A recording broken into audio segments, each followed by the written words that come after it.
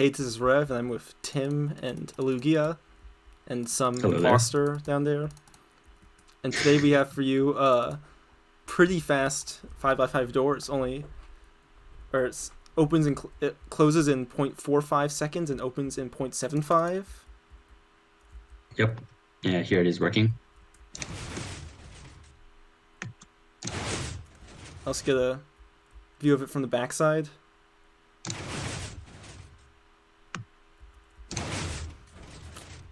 So as you can see, this door is actually quite small. It's only 1,620 blocks, which at the time of this video being released, there is a smaller version by Alugia that is okay. That's only 1,440 blocks. But at the time of the creation of this door, it was the smallest of its kind. And in this video, we'll be going over the basics of what made this door so fast and a little overview of each of the circuits, a breakdown of like how we made it as small as it is.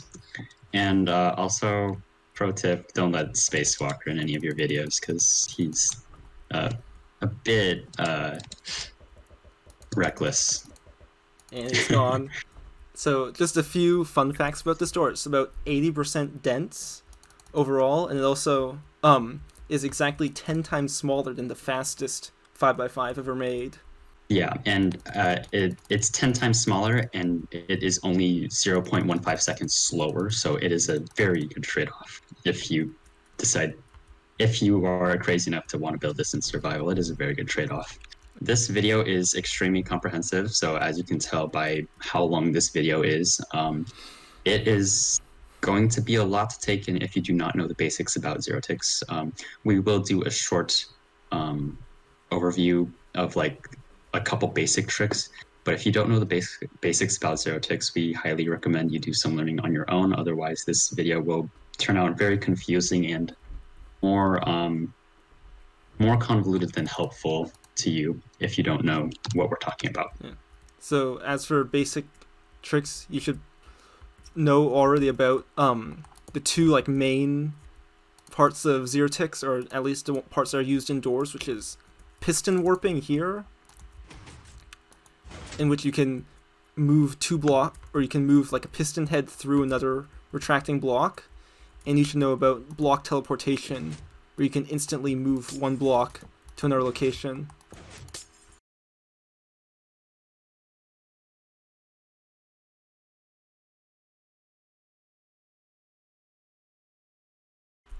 So a normal triple piston extender, the fastest that it can extend fully from this state here and retract is 1.05 seconds, and that's the speed of some of the older 5x5s, like the first one that Deco and Sydney made that's similar to this. And so, Al's showing. So assuming every pulse here is timed perfectly and is a zero tick on retraction, that's the fastest that we can have a triple piston extender. So in order to make it 0.75, we have to take off 2 piston retractions worth of time. So the first way we do this is with our triple extender here. And the second way we do this is with our fold here up in the top left. And that's what probably the most complicated part of this door is. So for the triple extender, what we do is we push in a block from the side on closing, and then on the very first opening sequence part, on the very first piston movement, we actually retract the block which is right here where this piston base is, in order to instantly extend or instantly move this piston from up here to down here. And the reason why we can't do that for a larger extender, the reason why we can't just have this piston here instantly move down one block, is because for block teleportation, which is one of the like fundamental parts of zero tick, you can only push one block. So here's a quick little demo. So if I give this piston here a zero tick, you'll see that this glass block moves from here to here instantly, but these two blocks here are still like sort of moving out of this position, and so we can't instantly move one block from here to here, or we can't instantly push a column. I'll include a slow-mo of this as well.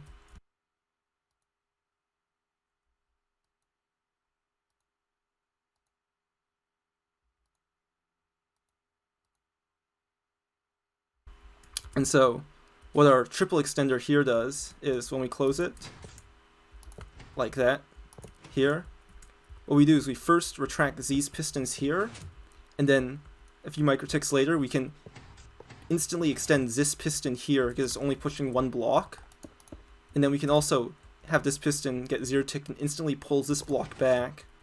And now since this piston here is only pushing one block down, we can have it instantly teleport the block to this position, and then we can have it extend. So that removes our first piston retraction, or like first 3 game ticks of time. So we saved the 6 game ticks from opening from our triple extender here, which allows us to instantly teleport our piston from this position here down to here, since it'll only be pushing one block now, and we save it from the fold as well.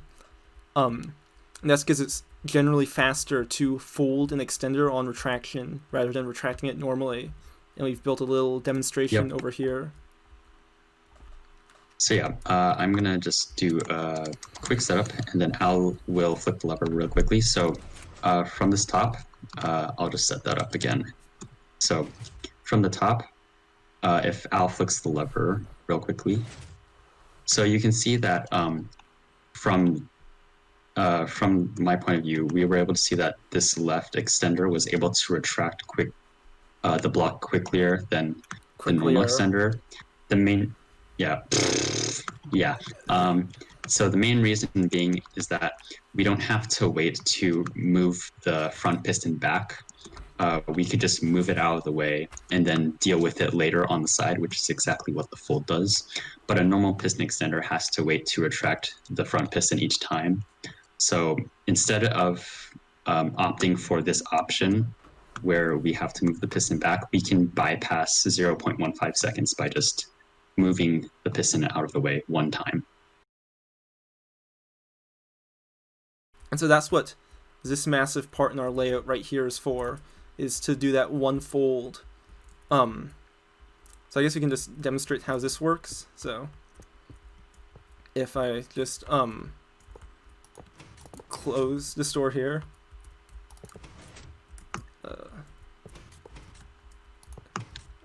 oops. That's what it's like when it's closed, and these pistons are extended, but they don't matter that much. So on the first moment of the opening, we have these pistons here retract. We double extend out this part here, so it's like that. And it's retracting this block, and then we can instantly push this block here down.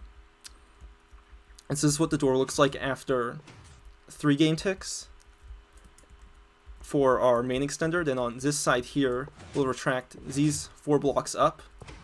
We'll have this part here also instantly extend and retract these blocks here. And we'll have this piston here get pushed down into the actual hallway of the door. So this is what our entire door looks like after 3 game ticks. And this here starts extending immediately as soon as it's pushed down. So that's after 3 game ticks. Then after 6 game ticks, all we do is we retract this piston here, as well as we retract this here. But what happens, the interesting that happens is on the next sequence. So we retract this piston here, which is this part of our extender, and this one here. What we do is we have this piston in the hallway, pull our extender piston out, so then we can 0-tick this block back up here. And that's how we can save our second bit of time on opening. Then our double extender here will also retract in that time. And so then on the next piston movement, we just once again retract our triple extender on the side.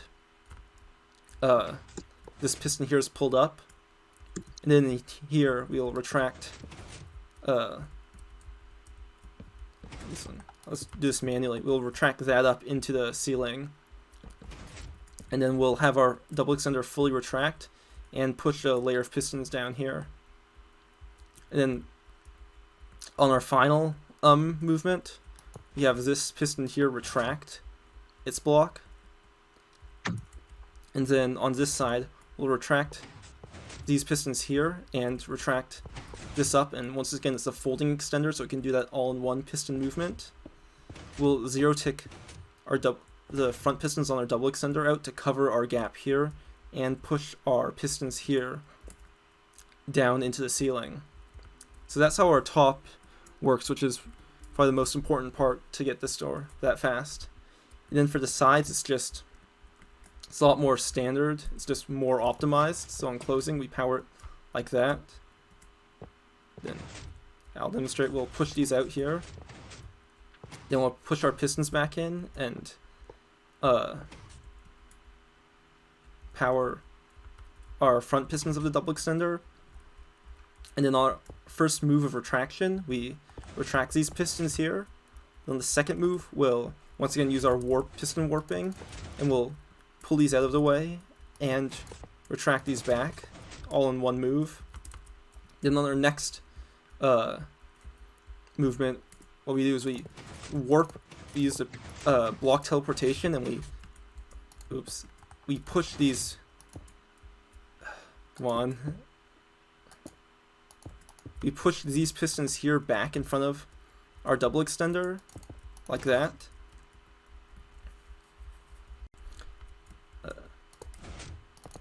And then we also have these back pistons here pushed out, and these can once again teleport our block since it's only pushing one. And we zero tick these pistons. So we move our pistons from here all the way to here and have them retract in one movement. And from that, we just zero tick these pistons back, and then zero tick our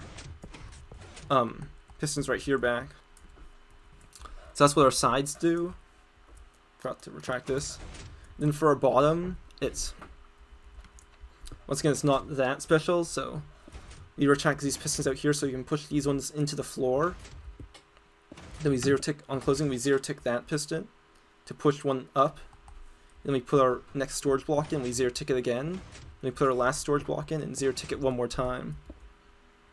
And then on opening, what happens is first our extender will push down, and in the same tick we'll pull that out and pull this one down here.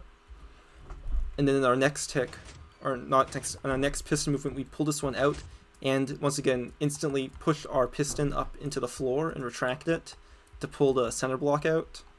Not center block, or the block below the center block out. And then once again we just use some zero ticks to retract our extender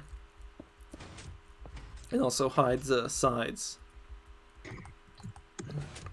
So that's our layout, and that's how this door works. So now you can get into how this door is so compact and some of the techniques that are used.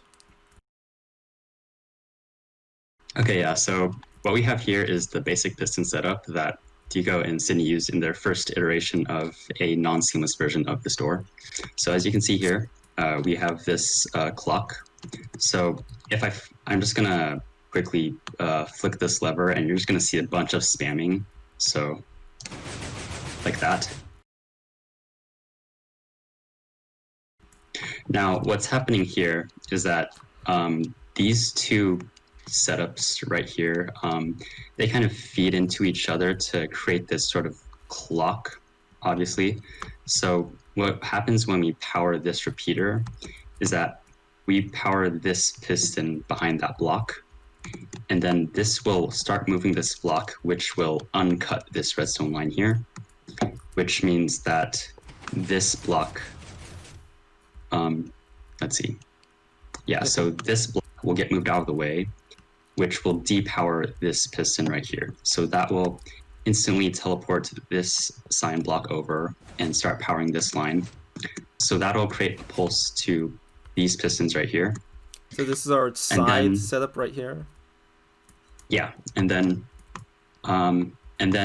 we have this block get spit back directly.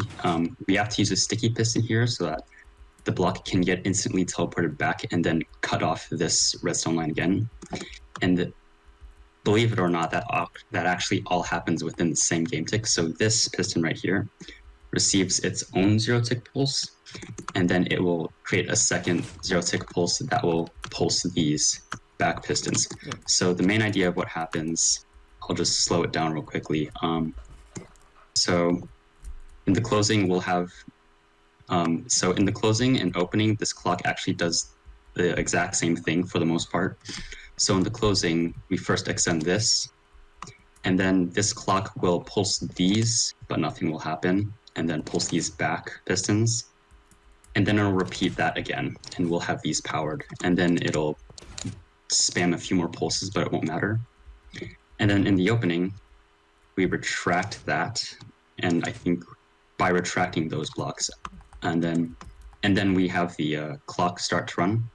So these pistons will fire, then these, and then 3 game ticks later, the same will happen. That will instantly spit out those, and we can grab the second column of blocks, and then the same will happen, and then we can just do our final retraction. Yep. Like so? Yep, so there's a few extra spammy pulses, but they don't really matter just because either our thing's locked or those pulses won't do anything at the current moment. And so we just have one of our sides set up here, so you can see down here we have our clock, and so we have one of our inputs goes to the back pistons here, and one of the inputs goes to the side pistons. Then we have some additional stuff up here just to power our pistons when they're in the wall, but if you want to flick it, I'll show you. Yep, and I'll get one more shot from back here to show what's doing.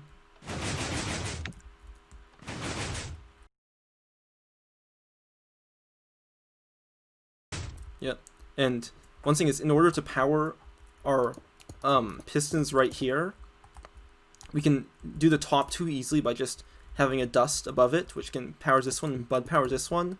In order to power our bottom 2 pistons, we actually have to push an observer up into the wall, which will power, when this column is pushed up, it'll power this block and powers this, and bud power it.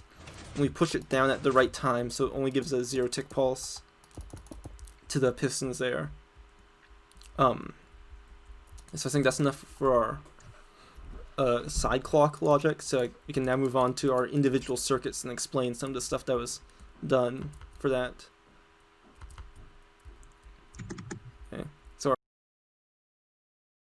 our first one here is our input circuit, and it's definitely the simplest one in the door. It's just 2 0-tick repeaters that bring power to every block, and you might be wondering why we need these 0-tick repeaters, and one answer is that this redstone here is actually at 1 signal strength, so this repeater here can help it move 2 blocks further, but the actual and more important reason is the infamous input bug.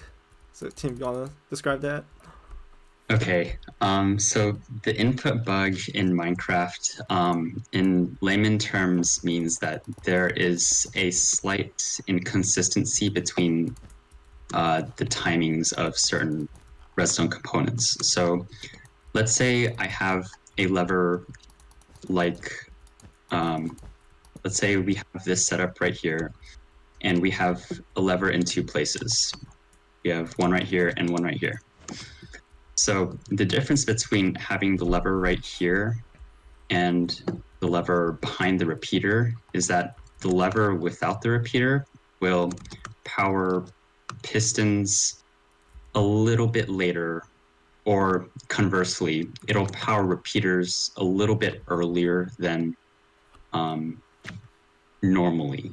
So anything that has any redstone component that has a scheduled tick, which basically means it has some sort of delay before actually activating, will subtract 1 game tick from its internal timer that decides how long before it does its action.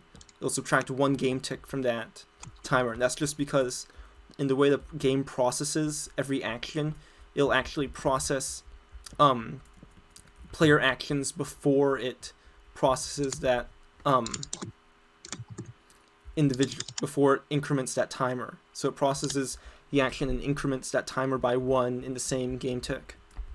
And so what this setup shows is if I power this back one here, this piston will retract, and then after 4 game ticks or 2 redstone ticks, this piston here will, or this repeater here will turn off, and that will allow this piston here to extend and retract and pull back its block because it's in this position powered for half a tick.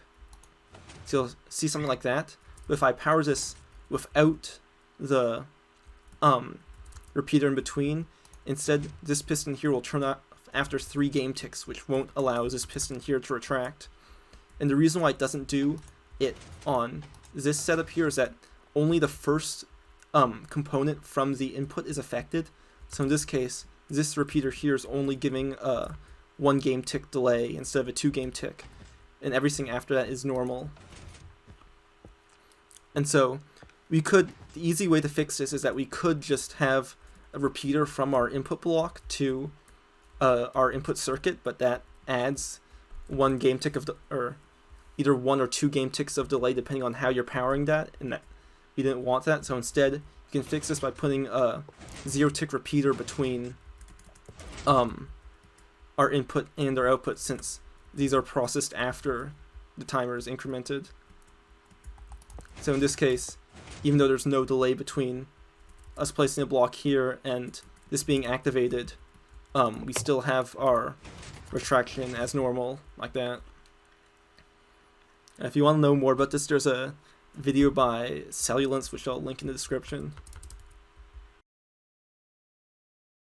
So we're going to skip over our blue circuit and we'll come back to it in a sec, but it'll be a lot easier to understand if we go over our sides first. So if one of you want to do this one. All right. So here we have the basically all the wiring for the sides in orange. So as you can see, we have our main clock, or we have 2 main clocks, 1 for each side. We have 1 on this side, which directly mirrors what we had in the previous setup over there. And then over here we have our slightly modified version, which allows us to keep things compact. So we already went over the main idea of how it worked up there, but another interesting thing we have is this slider input here. So what this does, Al's just replacing part of the layout. So let's see, what this does is it takes care of all of the pistons getting powered in this position right here. So this accounts for closing the door and also starting and finishing the opening. So when the opening starts, we actually retract that wall of blocks, and then in the opening, these wall blocks will also get powered, so then they will do the final pulse for the double piston extender. Yeah. So there is one part that is actually there's something a little trivial that one may assume may cause problems. It's specifically when we have pistons over here, and yeah, so what happens during is the first thing, these pistons here retract, so this redstone dust here is no longer powering our pistons in that position. So it would be like that there. So our redstone here is still activated, but there's no blocks here to power the pistons. And then I think at around 6 game ticks into the opening sequence, we have this. So we have these back pistons will fire, and you may be like, what in the world is happening here? Why are these pistons extending? It's because these blocks back here get moved into the position that will power those pistons. However, that is actually not an issue because of instant block teleportation and the fact that the instant block teleportation does not apply to blocks beyond the first block in front of a sticky piston. So when we 0 tick those pistons in the back, these pistons get instantly teleported, but these quartz blocks move as normal. So before the quartz blocks arrive at this position, we can move those sticky pistons out of the way using the back pistons of the double piston extender. Yeah. So, do I just activate the clock real quickly? Yep. So I'll just All get right. a. Sure. All right. Let's see. Oop, where do we get to the clock?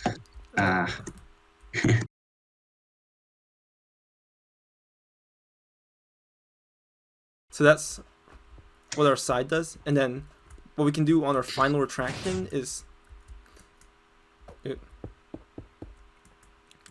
so then we have our sliders here. Tim, do you want to explain that? All right. So after these front sticky pistons get zero ticked all the way back or all the way out into the door frame, we will have this. Let's see. This will this wall will be shifted up, and this observer will activate.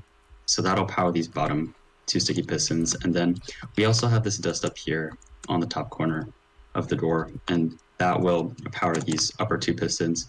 So, and then what happens is that we push, like right as these sticky pistons are zero ticked out into the wall, we push this column down, and this dust here gets depowered so that these sticky pistons will also be zero ticked. So that's how we get all of those movements there at the same time. You're wondering how we did this? We have to our back piston input here, we have a zero tick repeater here, which goes into a second zero tick repeater up here, and this adds a bit of block event delay in order to, so we can power this piston with a zero tick.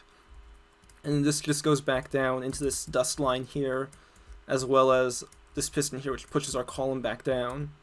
And this side here is actually connected to this other side's column, so they both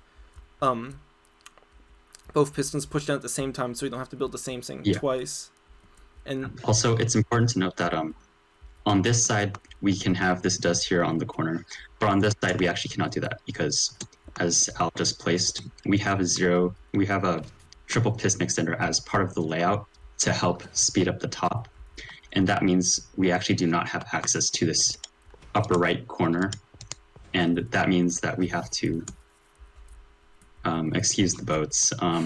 That means we have to use a second slider for the top part of for the upper two pistons right here, but on the other side. Yeah. So what we do is we just push down this observer on top. It's actually this piston here on the bottom gets locked to prevent extra pulses. But yeah, so the main idea is that this pushes down and powers this block right here. So our pistons would be right here. And so to power top one, we have our slider here and our second slider here. And so this observer here isn't actually used for the double extender, rather it's used for powering the triple. Yep, and then everything gets pushed out of the way to create another zero tick. Yep. And for our bottom, since we have to have the delay on this piston here to push the column back up, we have a line which goes from this clock here, which is part of the blue circuit, over into this mechanism, and this is just this is a zero tick repeater, and just adds a bit of delay to this piston, so it pushes back up at the right time. I guess the last interesting thing about this side is our control circuit for the clock on this side. So this clock is interesting, and it's quite a bit smaller because it has a redstone block used instead. So we retract this piston, and this will power our clock, and we don't have to have any inputs right here, which allows us to shave one layer off. And the way we do it is we have this piston here connected to the input, and when column is pushing, it'll depower this redstone here, which will cause this piston to retract, and this piston here, which holds the redstone block, to retract. And so, just like that. Now on opening, we retract this here, but this piston here takes a bit longer to extend because it needs a bud update, or not bud update. And it gets powered by this piston, gets powered by this observer here, and so after a bit of delay, it'll push the target block and note block back up. When which will once again be powered by this comparator and power piston. So that allows us to get 2 pulses on closing and 3 on opening for this side. And so, however, this side here actually gets 3 pulses on closing and 4 on opening, because we leech off of this clock on the side to do a bunch of other stuff, and the extra pulses don't actually matter. Actually, I think, yeah, actually there's 5, there are actually 5 pulses on opening from this side, and it matters because the top actually has to extend instantly, and the top, believe it or not, it also leeches off a bunch of pulses from these 2 base clocks, and it allows the top to start extending instantly, which helps us achieve the speed of 0.75 seconds. Yeah, so this clock here activates instantly. So if we actually just take a quick look at the door, you'll see that this clock here is actually once again powered by our input. Actually, it's not powered by our input, but it's powered. Well, I guess it's partially powered by our input, which allows us to get an instant signal to here. But also we have these 2 repeaters here, which come off of our input block, which is right here, and this is actually okay, because the precision of these 2 repeaters don't actually matter. They don't have to. So 1 game tick difference in delay between this repeater line here doesn't actually affect this clock at all. So I think this bar is actually powered by the. You have to have a, just have a block here. And so this is how our mechanism works. So we have a piston here which cuts off this dust from the input, and then after a bit, so after this piston here retracts, and then on opening, we just have these 2 repeaters here which give us the delay. Yep. So that's our side circuit. So now we can move on to our blue circuit, which is the bottom, and it deals with the double extender and the storage. So do you want to start with this, Tim, or? Honestly, I kind of completely forgot. Yeah, I'll do some parts. So we'll start with our storage for this, and so we have this piston here, which is connected up to our input, and this will move column here. This has a honey block which is transparent, so it'll cause this power piston here to depower instantly. And we also power this line here, which is also from our input, which will cause this piston here to depower instantly. And we also power this repeater, which is used on opening. So these 2 blocks will move instantly, as well as our line here, which connects up to this clock from the side, will pulse once with a 0 tick. And so this line does 2 things. It'll first move our block here up, and it also powers this piston here, which will move this piston up into the actual door frame. So this is our floor level right here. And so it's ready to push our second storage block into the door.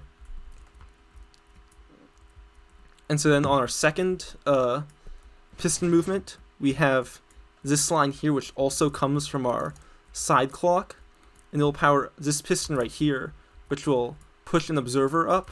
Actually, this here happens on the first, so our observer here is pushed up on the first piston movement, but the observer has a bit of a delay, so it doesn't actually create a pulse until just before it the same game tick as it's pulled down, so that will create a 0 tick pulse to push this piston into this block here, or push this block underneath the piston here. And then on our third piston movement, we once again give this a 0 tick here, and actually during this time we have our 2 observers here, which will power these repeaters here, and these will move these pistons out of the way. So I'm just gonna break this. It'll extend this out of the way, so it's now this piston here can't be powered. And once again, this piston here will be moved to this position here, and so it can't power the observer. So that's how we cut off the excess pulses from our clock. And then we have this side here, which is our quote-unquote slow side, because it doesn't need super precise 0-tick pulses, and so we can actually just power everything with observers and 2 game tick pulses. So you have an observer which moves this block up here, and then another observer here that will power this piston. And so after this piston here pushes up, but before the next 3 game ticks, we'll have this here piston here will just give a 1 redstone tick pulse out here to this piston. Then on our last pulse, we just give this line 1 more 0 tick, which will push our 3 blocks out up. And we have a few extra pulses which actually push our top double extender piston up here, but that doesn't really matter. That's just extra pulses. So that's our closing. Yeah, oh, I forgot. Okay. Yeah, so this got... So, I guess. one thing I forgot is during our closing, this, for the last pulse, will actually pull back down. So this piston here retracts. So it's once again powered here, and then our storage piston gets pulled back down like that. And then for opening, it's pretty much the same thing. So on the first piston movement, we'll 0 tick it, or this, which won't do anything because our top is pushing down. And then we push this piston up here, and then we'll have this piston extend again. And then once again we power this line here, and it'll pull our next block down. Then our slow side will once again pull this block back, and this piston here will also retract and has a bit of delay since it takes a while for the piston to retract.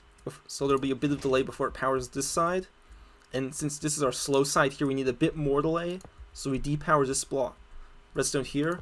And after 4 ticks, this piston here will retract and, oops, once again push the block over here when our piston on this side is done retracting. So next we have our double extender. See, and so the way we have this is we create a 0 tick to the bottom piston. Okay, is this set up? Oh, no, it's not set up. Or is it set up here? And so here we have our double extender that's been just all the extra wirings removed and it's been expanded a bit. And so Al's gonna activate that just to show how it works. Do it one more time.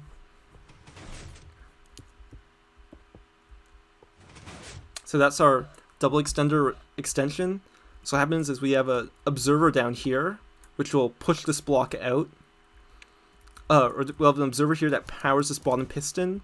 And then after a few microticks or block event delay, we'll have this line here, which is powered once again by our clock. Yeah, so our clock here powers this, and that'll create a 0 tick to this piston here. And then we actually have an observer on the back, which is right here. So this is a barrier block here. And it will create our 0 tick to the top piston. So the way that works is, do you want to activate it again, Al? Just, yeah. Yep. Is this torch here will turn on, which causes this observer to extend and create a pulse. But in the same game tick that it creates this pulse, we have once again our circuit here, our line here, which is attached to our clock. This time it's attached to the clock on the other side. This one here will remove this block, depowering this piston and retracting this observer. In the same game tick, it creates a pulse, which will create our 0 tick pulse to this piston up here. And then, so what that does is it will instantly teleport this piston here and give it a 0 tick to retract it. And then to retract our double extender, what we do is we have an observer here which will push a note block here, and that means that when we 0 tick this line again here from our side clock, it'll actually activate the bottom piston and pull our piston back down into this position. And then for our last pulse, we power this line again from our clock. Oops. And that will pull our thing down. Looks like we got a bit of... Yeah, and so I forgot, this thing here is once again extended by our observers down here that will prevent any extra pulses to this piston right here. And so I guess Oh, also, I just want to point out that the way that the bottom uh, piston of the double piston extender is powered is very important.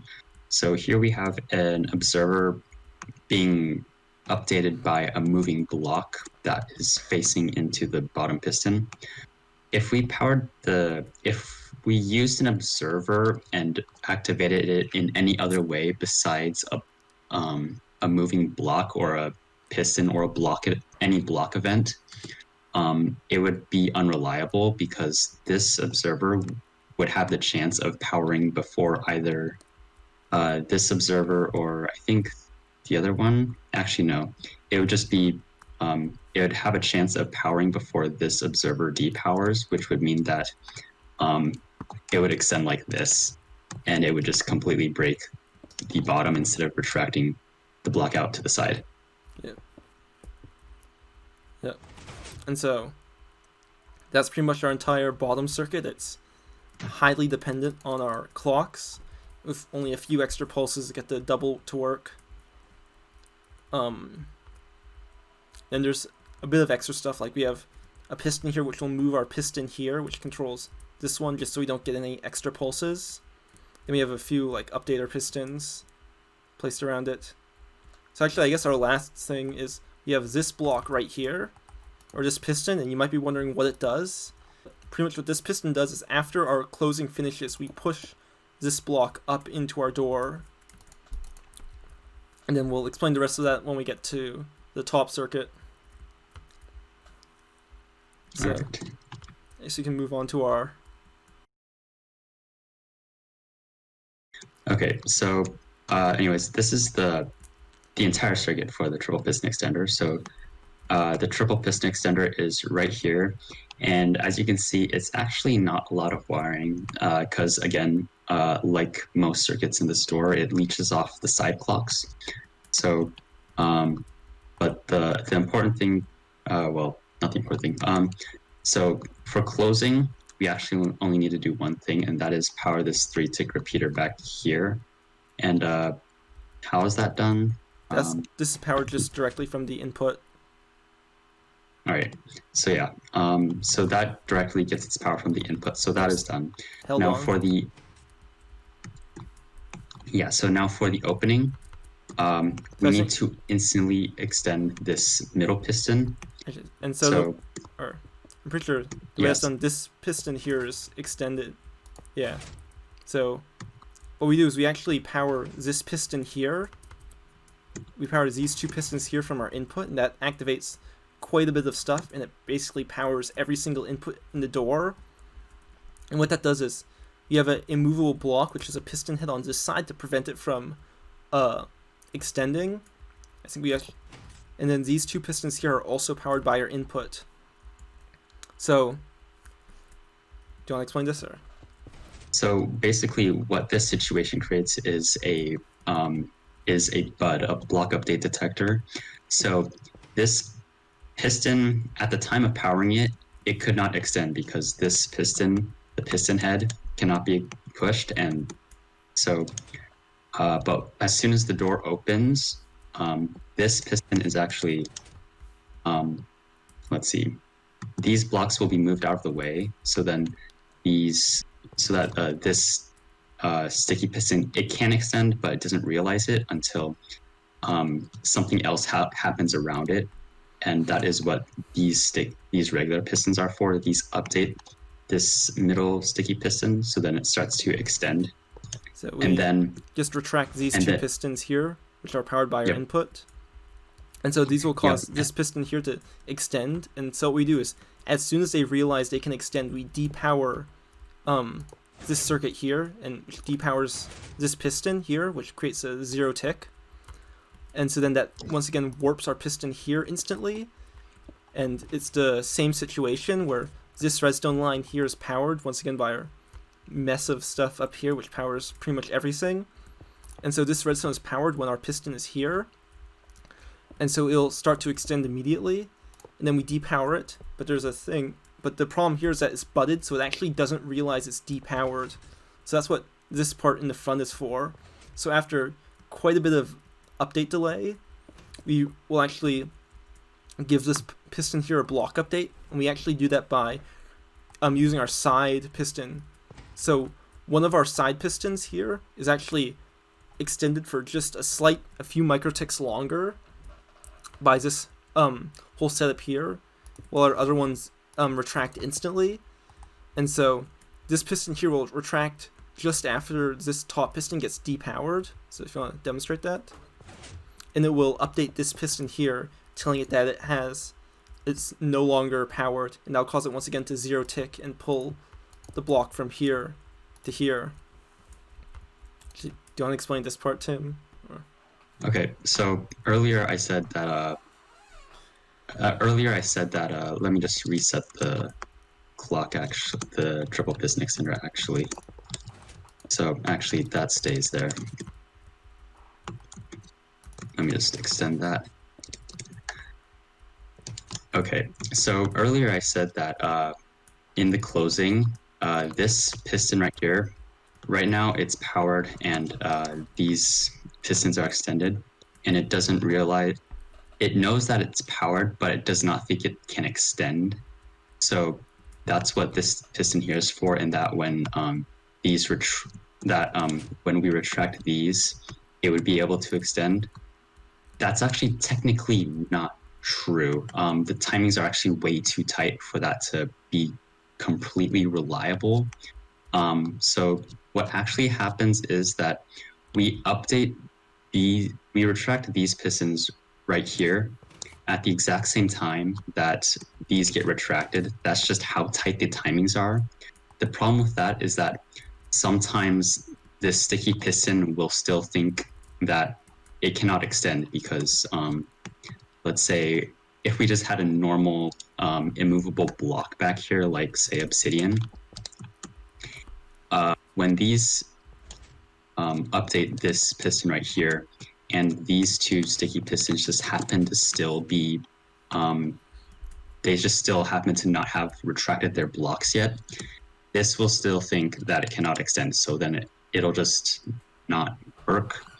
So the purpose of having a sticky, not a sticky piston, a regular piston head here that we can retract is so that regardless of whether or not these are retracted, this piston will extend. That makes it sound like this middle piston will extend before these pistons will retract, but that actually never happens. It's just the timings are so tight that sometimes this sticky piston will not know that it's powered, so you have to just add this a little bit right here. And this happens a few times throughout the door, and so anyway, that's the extension of the thing. I think I have to destroy that block there, and it was powering this there. And so that's the extension of our triple, and then for retraction, it's once again a matter of leeching off our side clocks a lot. So the first thing that happens is this line here is zero ticked by our clock, and retracts this piston back. And then next we have a pulse from our column here, so that's what that extra observer on our side column was for, is powering this piston here and giving it a zero tick. And then at the same time, this back piston will have retracted its piston. So our 3 tick delay will have come up. And then one more time we will power 0 tick this line here, which will take this block back. And then we actually use this line one more time for our last retraction. But this is, as you can see, this is unreliable, and this location actually powers the back piston twice. And so the way we make this reliable is with this piston here. So after we 0 tick this line here, and while this piston is still retracting, we actually power this line for 1 game tick. So that means that this line here is still turned on. So it turns off briefly, which causes this piston to retract, but it's turned back on before it's fully retracted. And so when it fully retracts, this front piston here will always extend first. And so as soon as this piston realizes that it's powered and can extend, we retract this piston here, which causes it to 0 tick once again. All right, and I guess that's it for this the side corner triple piston extender. What exact? This chest here is just to redirect. Yep. Okay.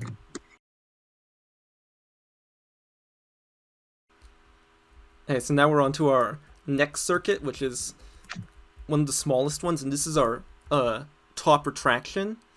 And you may notice that this is very small for a retraction circuit.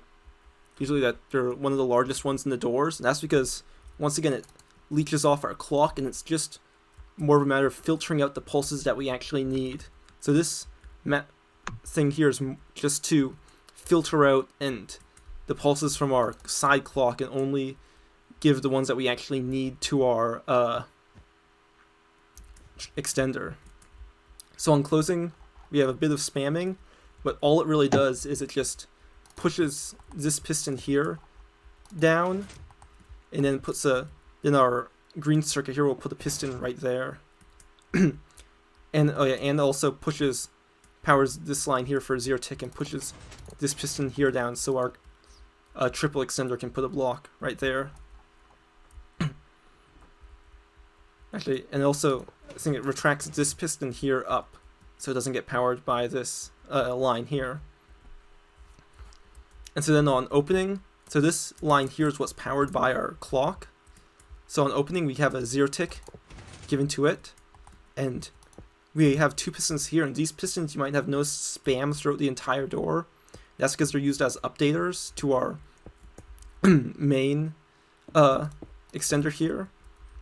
And so this line here has enough update delay so they can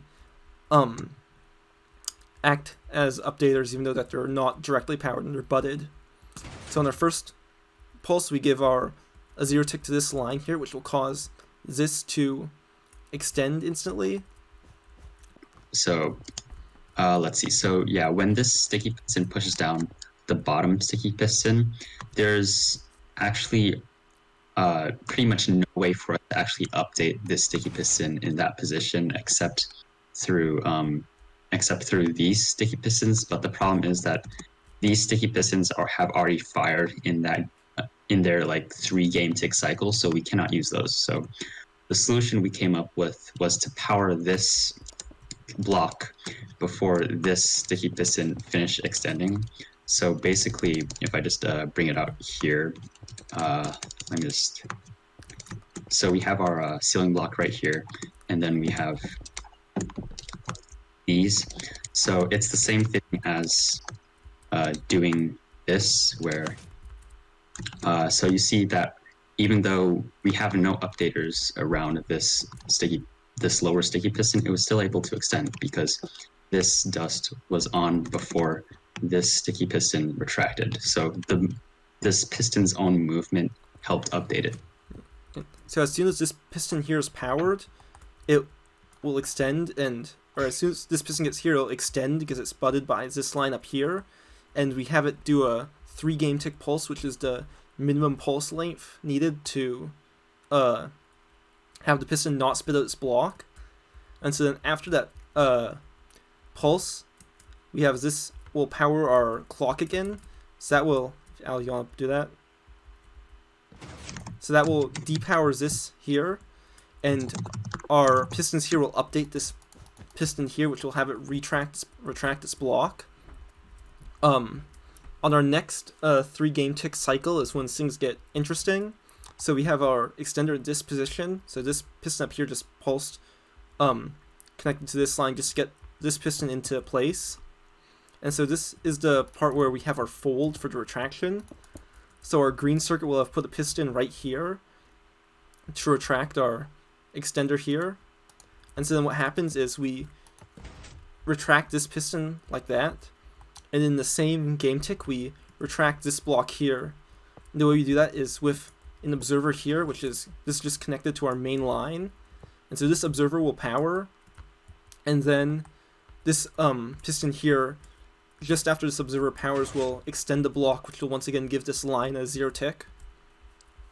And And then, so that does our fold here. And then for the retraction, the rest of it's pretty simple. We just power our line one more time, which will powers this top piston here from our line. And then we have this this observer line here, which will give a 2 tick to this piston retract this out. So then on our last 0 tick, we will power this piston here, which will retract our thing.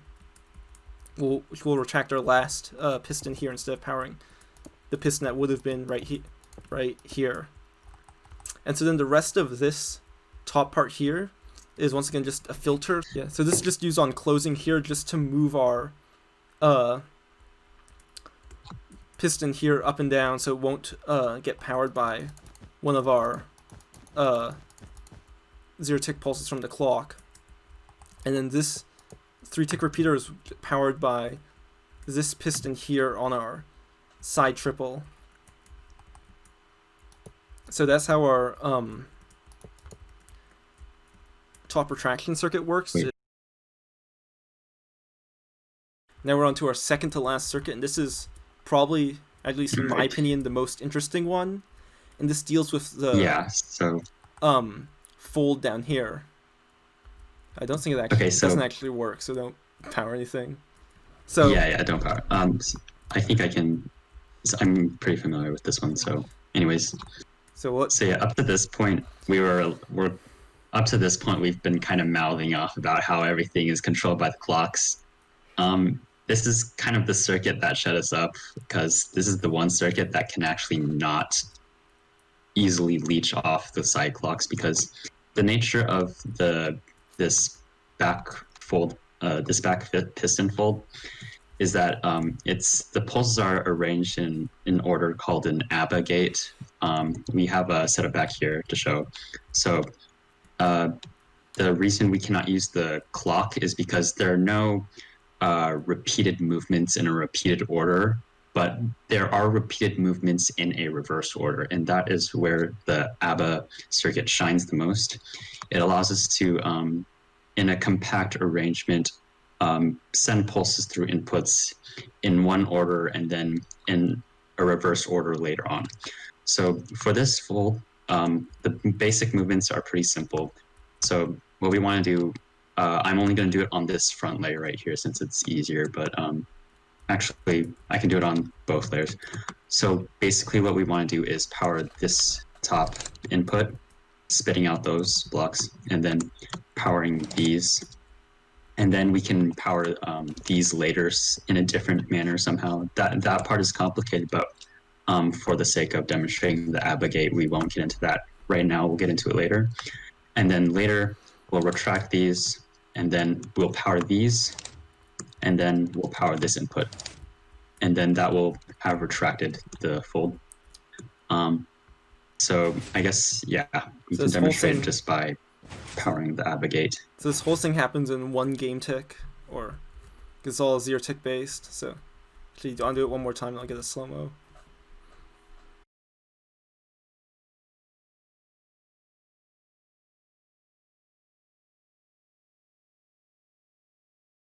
Okay. All right, so as you can see, we have the basic setup for the ABBA gate right here along this back portion.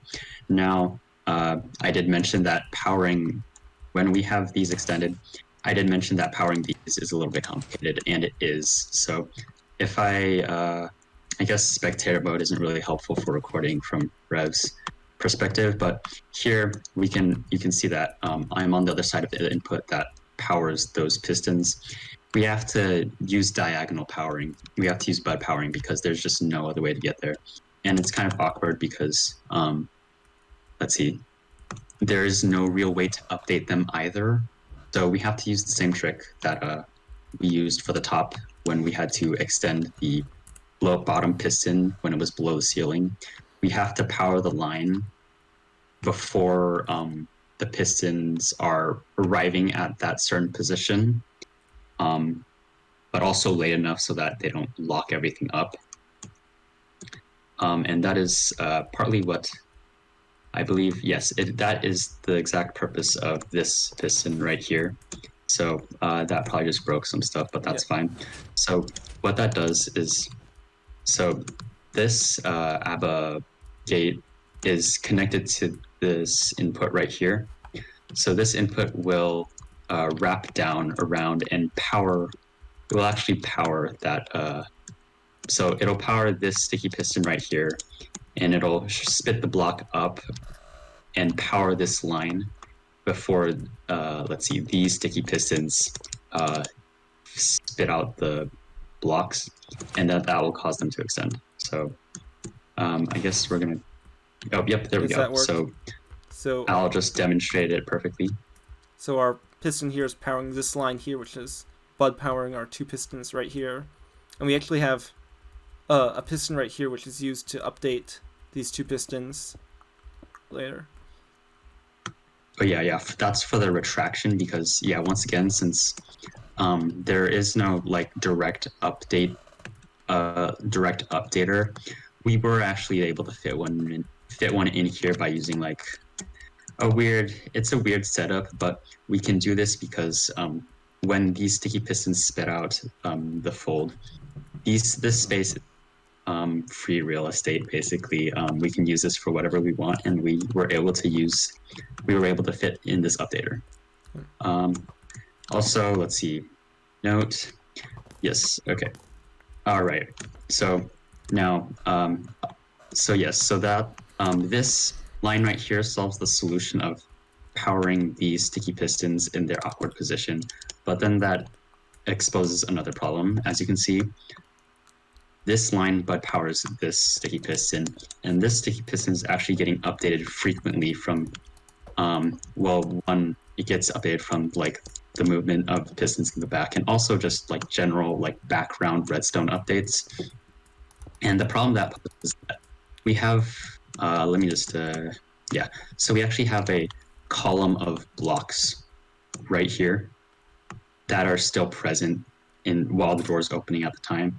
And that implies that whenever this sticky piston extends, it'll push down the column, and then there'll be some blocks that just get shifted around and that actually don't get stored and retracted correctly for the opening.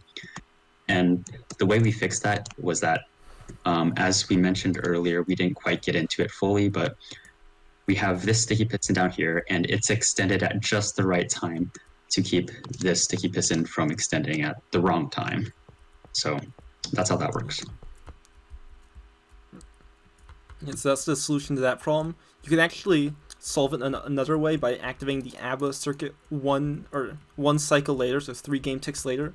But that would mean you'd have to zero tick this piston here as soon as it gets down, which is very hard to do even if you had more space, because you had to get a updater down here somehow. Yeah, that is actually, it's actually not quite feasible because, as Rev stated, there are no other updaters around. So we were kind of forced to start extending this ABBA gate instantly. And then in doing so, we could use this observer to bud power this sticky piston at the right time. So we'll just give a 3 game tick pulse and retract this sticky piston at just the right time so that the fold above could. So it will so we have the sticky piston will pulse, and this will retract just when this pulses. So it's perfect timing, really. And so I guess we can do the reverse of the ABBA now. Let's see where. Well, actually, before we do that, so now you realize that now you might realize that here we have a situation where we have a sticky piston, and it's the equivalent of this, where the sticky piston is powered from 2 blocks above, and there's nothing really that we can do about it. Our solution is to actually, okay, this is the situation we actually have. So instead of just a raw redstone block, we actually just have a block powered by some other thing. And in doing this, we're able to control whether we can control how to depower this line right here in order to start retracting this piston bolt. So we just depower this comparator, or in the case of the door, we retract the cauldron behind this comparator so that that line can actually retract. That's just done with a simple slider that briefly depowers our comparator by moving the cauldron. Yep, so I guess right here I'll activate it, and you just want to activate the slider. So it just causes our block here to retract. And that'll have our pistons here. These pistons here will retract and pull these two pistons up with it. So now I guess we can activate the other edge of the ABBA. Well, actually, and then before we do that, actually, the reason we have the 6-tick delay back here is so that on the reverse powering of the ABBA, we remove the sticky piston so that it does not get powered in any way, so that we don't refire these sticky pistons down here. Otherwise, everything would break. Sure. Gotta power it. All right. Yep. Yep. So that's the reverse of our ABBA, and it just pulls everything back up into the ceiling. So I guess the last part of this circuit is these 4 pistons here, and they serve to retract the blocks here, so our double extender can instantly extend and pull these blocks out of the way. And so the way that works is we have this piston here is powered by our input. So as soon as our input turns off, this piston will retract and cause this line here to turn off. So that's pretty simple. And then our double extenders will extend out, pull the block back, and pull this back here. And then the next part is we have to first retract, have only these 2 pistons here extend and push out their block. And so that's what our leaf updater is for. And so to make it so we don't power all 4 pistons, we power them while these pistons here are pulling back their block. And so we can get a precise timing with our... Wait. Actually, never mind. You're on the right track, I think. Okay. And so we can get a precise timing from our leaf updater here, which will power all the pistons, but once again, only these 2 here can actually extend. And so these ones here are being blocked by these 2 down here. And then, so these pistons here will pull back their block, and then these ones here will be extended out. Then on our last tick, we will power the front of our double extender here, and then which one is it? And then we will have an observer here, which just pushes out our redstone block again and powers the entire thing. And that's what this part here is for. So this part here is for controlling our slider up here, as well as our redstone block double extender. Also, it's worth mentioning, so earlier we said that the base clocks, one of the base clocks had to give 5 pulses on the opening, and the reason is one of those pulses are actually right when you flick the lever off, and that is in order to activate the ABBA gate on top as soon as possible, or like so that there's no input delay. So our ABBA gate is powered by this line here, which is connected to our clock. It powers this piston, starts our ABBA gate. And then we have this line here. So our last, so moving this piston here back is actually done with a 0 tick from our clock once again. So the very last pulse from our clock will go to this line here and just bud power this redstone block here and push it back into place. And that's just filtered by a piston right here. So this is our final circuit, which is our clock, and it's the smallest in the door because it doesn't do that much, and it also once again heavily leeches off our side clock. And so what happens is on the first tick we give a 0 tick to this one here, and this is connected directly up to the side inputs. And then we give a second 0 tick to this piston. This is connected to our repeater, which powers our sliders in the orange circuit. And so that will cause, once again, these pistons here to be teleported out here, and then pull back this block instantly. And then on our next cycle will once again zero tick this back block here, which will pull our pistons back into this position. And then this 2-tick repeater here, or just 1-tick repeater here, will just retract this block and cut off any future pulses from this part of the clock here, so our back pistons can't be powered anymore. And so then we once again power this line here again, which will fully retract our double extender. And then before our next cycle starts, the next pulse to this clock, these 2 pistons will extend our top pistons here from over there again. And then we can't power these pistons on this cycle because these will be extending here. And so then for the very last cycle, we'll power it once again, which will push out these blocks here, and then we'll have our final 2 pistons right here extend their blocks out. So once again, these pistons here, just like our triple extender, will have, since they're technically pushing against, like, they'd be pushing us in the movable block here, they can't actually, the game will once again get confused and won't know if these pistons here can actually extend. So we have once again a piston here, and these are the same pistons used to update our triple extender on this side. And so these pistons will get set up like that. And so these pistons here will, once again, when you turn off the input, they'll instantly retract, meaning that this column or this line here can actually push the blocks. And then so that will allow our double extender to extend once again. And so we just have an extra block in between right here, and this is actually, that extra block is part of our slider. So that is probably the most comprehensive 5x5 explanation ever made.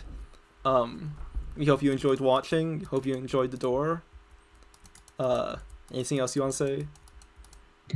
No, I think that covered everything pretty well. So. Oh yeah, one last thing. Give me one more. Not picking them up. Yes, we have our boats here, because boats are now very important in zero-tick redstone. You can wear them as a hat as well. I take partial credit for that. Yeah. And if you want to know why boats are important to redstone, then go subscribe to Al, because he has a video on it. And while you're at that, also sub to Tim, because he's pretty cool. Thank you. Sub to Rev, because this is his video. Yeah. And I guess if you have any more questions, just ask them in the comment. And if people want, I'll make a tutorial on the store, but Al already has a better one that's 2 layers smaller on his channel, so.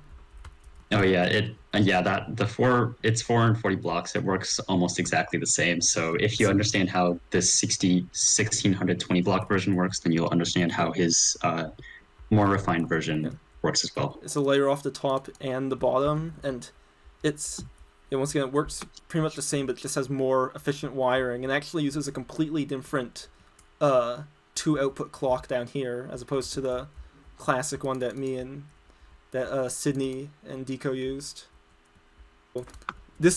Although this door is quite fast and it's also quite compact for its speed, I wouldn't recommend building it in survival. It's very finicky, and if you mess up building it, or if you spam it, it's also very hard to reset. If you actually want a good 5x5 to build, I'd recommend going to Elugia's channel, and there's a few others that he has that are a bit slower, but they're also quite a bit smaller and easier to build. Like there's one that's 800 something blocks that only takes 6 game ticks longer to open, which I'd recommend. So all right, anyways, I think that I guess that's it. Concludes Thanks for watching. I guess bye. Okay, that's another blooper. We can probably just keep recording and just roll with that one. Should I keep talking? Or, yeah, just keep talking. Okay, that is okay. I'll go to the backside if you want to show it again. Yep. Oh no.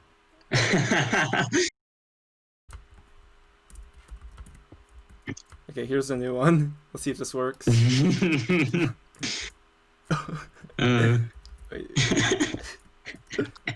I'm still recording this if you want to do a actual bloopers Blooper reel. reel. Okay, this one's good. Oh yeah. Okay. Oh. Woo.